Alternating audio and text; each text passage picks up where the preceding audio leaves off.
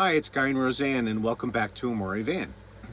So recently, while traveling on US 36 through Missouri, we stayed at a great Harvest Host distillery called Sweetwater Distillery, just west of the Missouri-Illinois border. It was a great spot, don't you think? It was a great spot. Yes, it was. We had a chance to sample a number of different kinds of spirits that they make there. It's a small family-owned distillery. They've only been in operation for about 3 years, but they make a red corn clear whiskey, a yellow corn clear whiskey. They make a apple moonshine that was kind of tasty, that was right? Good. Yeah. And they make 2 different kinds of vodka, and we had a taste test of all of them. And then we had some great drinks that they made, the full menu of mixed drinks that they make out of that. What was your favorite?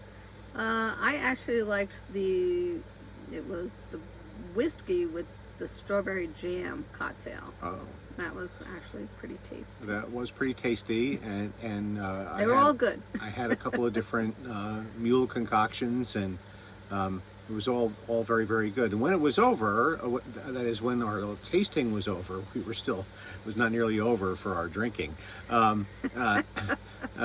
Andy, one of the owners of Sweetwater Distillery, was kind enough to give me a tour of the distilling room and to talk a little bit about his business. And so hopefully you'll enjoy what he had to say. We'll check in later. Hey, it's Guy, and welcome back to Amore Van. Right? And I'm here with Andy Utterback at Sweetwater Distillery. Sweetwater Distillery in Monroe City, Missouri. And so Roseanne and I have stopped in here for the night. It's a great Harvest Host. We've already had the red corn whiskey, Yep. and the yellow corn whiskey, and the red corn vodka, and the yellow corn vodka.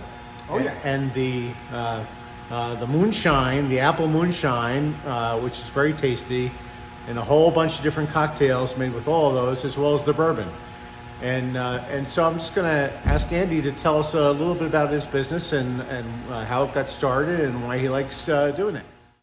All right, Andy, so tell us about Sweetwater Distillery and how it came to be. And your wife's name is Heather, is that right? Yeah, my wife's name is Heather. And so how I become Sweetwater Distillery is I used to make wine back in the day. And then I came back home from Columbia where my wife was in school. And the reason I was making wine is I was bored, just a country kid, just, trying to live in the city. So I came back home, I started working at a factory in Hannibal called Watlow. And Watlow is a plumbing company, makes heaters.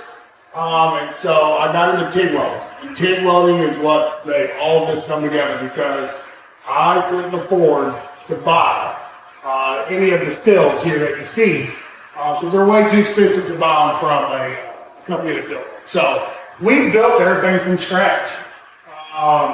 And once I went to school in Louisville, Kentucky, I told my wife to open a distillery, but I did not want to do anything until I went to Moonshine University. So I went to school in Louisville. She went with me for a 7-day course, or a 6-day course. We came back. We bought all the materials, started building stills. Then my cousin built the building for me, and 3 years later, after we got everything done, here we are now. And we had an opportunity while we were enjoying some of your great spirits here to talk to Mark, your bartender out here, and he was telling us a little bit about the local grains they use here. I was particularly fascinated about the red corn. There's a story behind that. Why don't you tell us about that? So the red corn, I think, originated from like Central America, or the Indian corn varieties that make Jimmy Red come from there. But the name and everything, where it's got its Jimmy Red, come from James Island. I think off of right outside of South Carolina there. This corn they used to make a bourbon, or they used to make a whiskey. I don't know if they called it bourbon back then, Civil War, pre-Civil War time. And I think they used this Jimmy Red corn.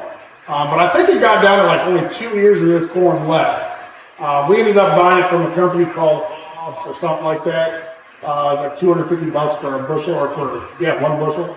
Not even a bushel, 50 pounds. We grew it through the Amish for the first year, did 4 acres. It didn't turn out very well. So we got enough to regrow it the next year. We did 17 acres and it did okay. And then we did it last year. We did 27 acres and we got all of it. I mean, it all came up. So I think we got about 4,000 bushels of this. Todd Hayes, which was just right down the road, him and his son Donnie Hayes are the ones that actually grow the corn for us. So yeah, and that's what this mash is right here. This is the oils that it's known for, that's sitting on top. We've taken them off, and we've also ran them with the oils in there. I don't notice a whole bunch of a big difference. A lot of people do. A lot of people say there's a little bit more of a texture, buttery note, but it's going to carry through this mash anyways, whether I take that oil off or not. I think.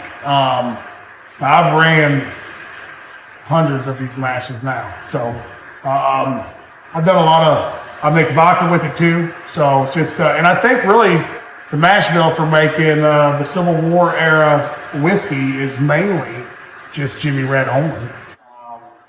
But we use a little bit of wheat and barley in ours. So you're making both vodka and whiskey out of this corn and bourbon. And bourbon. So let's just assume for a second that I don't know anything about distilling, and so if I've got this corn mash and I'm going to make vodka or I'm going to make whiskey. Where do the two diverge? So what are you doing differently to make whiskey rather than vodka? So for me, when I went to school in Louisville, Kentucky, they bring some really good guys in to teach how to make bourbons and whiskeys and anything you want to make. But what they taught me was a double distillation. So over in a tank over there is 3 runs. This is going to be my 4th one. And I'm going to get 75 gallons off of this run. It's going to be about 89 proof overall. I'm going to start out 160, maybe 160. We're going to finish out about 20 proof, maybe 30. So we'll take all of that, collect it all off of 4 runs. That gives me 300 gallons of what we call low lines or a stripping run. And then I'll put it back in the still and we're going to rerun it. And that's where we're going to get a good, clean, drinkable, clear liquor. So if you're going to make you a clear corn whiskey or something like that, to me, I think you need to do a double distillation on it. Not everybody probably thinks that, but that's what I think. But that's what makes everybody different, is your own methods and your own ways of doing things. But what makes a whiskey different than a bourbon is, well, the mash bill at least has to be for a whiskey. It can pretty well be anything of the grains, but for a bourbon, it needs to be at least 51% corn. It has to be a brand new charred white oak barrel. I think whiskey, you don't have to have that. I think you can just put it in a different barrel. Some people like using rum barrels and other things like that. But for making it bourbon, it's got to be 51% corn. It's got to be in a brand new white oak barrel, and I'm not sure on the ages. Some of it's different. Straights are different than just regular bourbon. So, and that's Missouri white oak you're using, right? What's that? Missouri white oak. Yeah, I only use Missouri white oak, which is pretty popular for barrels throughout the country, right? Throughout the whole world. Bourbon makers, yeah. I know that even in the fine scotches in Scotland are made with American oak, and I imagine a lot of it comes from right here in Missouri. Yeah, and they say Missouri's got the best white oaks in the world.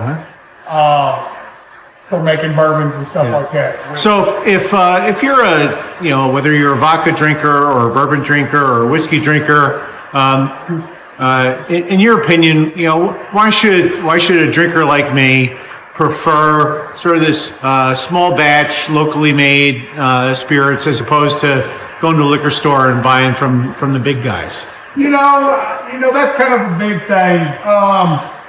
So a lot of people are now getting into buying liquor. Is it going to be much different than buying it from these places that have been doing it for 200 years?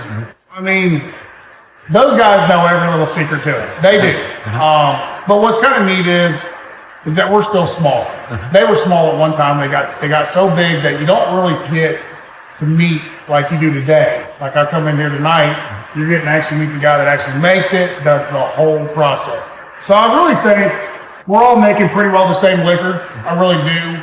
I think the outcome at the end's all the same, or pretty close. But I think it's you get to actually sit down and talk to the owners and the people that are actually making it, and it's not just a big company owned by several people. Oh, well, that was a great tour, and I have to tell you, if you were here, you could smell this great smell that's in this room. I could just stand here all night and smell it. And Rosanna and I have been out at the bar for a couple hours now, having just about every cocktail we can think of made from these great spirits. So if you're traveling through this portion of Missouri and you, like us, are RVers and you belong to Harvest Host, this really has to be on your list of stops, because they make a great cocktail here. You can come and sample all the spirits and have them made in 20 different ways, really. And we've been having a great time here, and you will too. So thanks for watching, and thanks for having us. Yeah, you're welcome. Well, that's all for now. If you liked the video, please give it a thumbs up and subscribe to our channel so that you're able to see some previous and future videos, and maybe you'll learn something or see something that you like. All right, good night. See you next time. We hope you found this helpful, and we'll see you next time here at Amore Van.